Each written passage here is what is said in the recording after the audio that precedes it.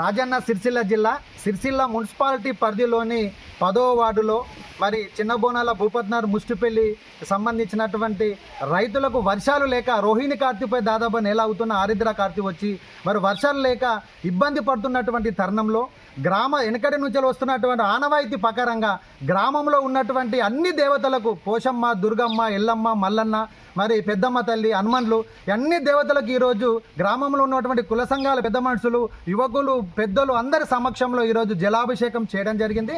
మరి సకాలంలో వర్షాలు కురిసి మరి రైతులు పాడి పంటలతో, పశు సంరక్షణతో, సుఖ సంతోషాలతో, ఆరోగ్యాలతో ఉండాలని చెప్పి ఆ యొక్క దేవతలన్నీ ఈరోజు జలాభిషేకం చేసి ప్రార్థించడం జరిగింది.